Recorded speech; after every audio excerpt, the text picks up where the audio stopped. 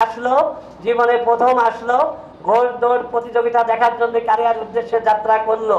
সেই মানুষটাকে আমরা বাঁচাতে পারলাম না, তাকে হাতুড়ি পিটা করা হলো হাতুড়ি বাহিনী দ্বারা।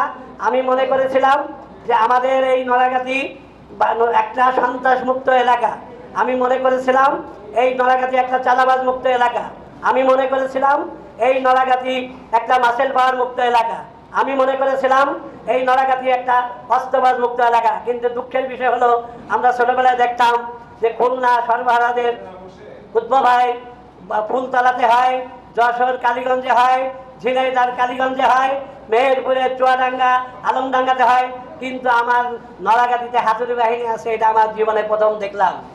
তাই উনি এতটাই অসুস্থ, এখনো আমেরিকাতে উনি চিকিৎসাধীন আছে, আরও হয়তো 2-3 মাস উনি চিকিৎসাধীন থাকবেন এবং তারপরে বাংলাদেশে আসবেন। উনি পালিয়ে যাই নেই, উনি বসন্তের কোকিল না, উনি অতিথি পাখির না। আমরা একজন ব্যক্তির বিরুদ্ধে, আমরা যারা আগামী দিনে এই নড়াইল জেলায় সম্ভাব্য প্রার্থী, তারা সব একই মঞ্চে আগামী 14 তারিখে ইনশাল্লাহ কালিয়াতে আপনারা দেখবেন, আমরা একই মঞ্চে থেকে আন্দোলনকে দুর্বার আন্দোলন করে তুলব।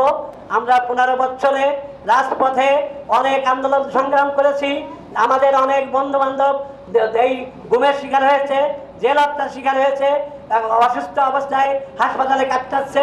15 বছর যাদের দ্বারা নির্যাতিত হয়ে আমরা বিএনপি জাতীয়তাবাদী দল এতটা ক্ষতিগ্রস্ত হলো, কিন্তু আজকে আসে কি দেখি, 5ই আগস্টের পরে আমার যে বিএনপির লোক, বিএনপির কর্মী, বিএনপির নেতা যারা 15 বছর বাড়ি ঘরে থাকতে পারে নাই, আজকে দুঃখের বিষয়, অত্যন্ত পরিতাপের বিষয়, আজকে দেখতে হচ্ছে যে এই 5ই আগস্টের পরে আমার বিএনপির কর্মীরাও আবার বাড়িঘর ছাড়া হয়ে গেল।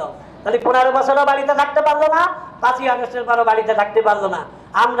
আমরা নড়াইল জেলা কোনো বিচ্ছিন্ন দ্বীপ না, আমরা এই বাংলাদেশের 64 জেলা 55,126 বর্গ মাইল আমাদের, আমরা প্রত্যেকটা জায়গা থেকে এর আওয়াজ তুলব এবং এই যে নব্য ফ্যাসিস্ট আমাদের এখানে এসেছে, আমরা এই নব্য ফ্যাসিস্টকে যতক্ষণ পর্যন্ত নড়াইল থেকে বিতাড়িত না করতে পারবো, তখন আমরা রাজপথে থেকে একসাথে অভিন্ন থেকে কাঁধে কাঁধ মিলিয়ে ঐক্যবদ্ধভাবে আমরা আন্দোলন দুর্বার আন্দোলন করে তুলবো। সম্রাট ভাইকে বহনকারী যে গাড়ি দুমড়ে মুচড়ে ফেলা হয়েছে এবং একটা মোটরসাইকেলকে আগুন দিয়ে ভস্মীভূত করা হয়েছে, এগুলো সবই আপনাদের কাছে দৃশ্যমান।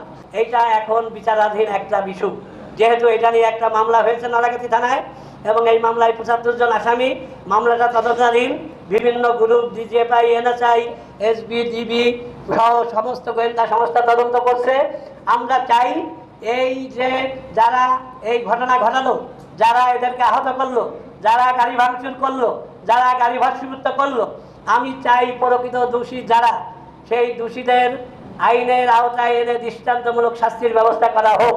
এবং আমার পাশাপাশি এটাও দাবি থাকবে, এই ঘটনার সাথে যদি কোনো ব্যক্তি মামলার আসামি হয়ে থাকে কিন্তু সে ঘটনার সাথে ছিল না, আমি চাই নিরপেক্ষ তদন্তের মাধ্যমে তাদেরকে মামলার থেকে মুক্তি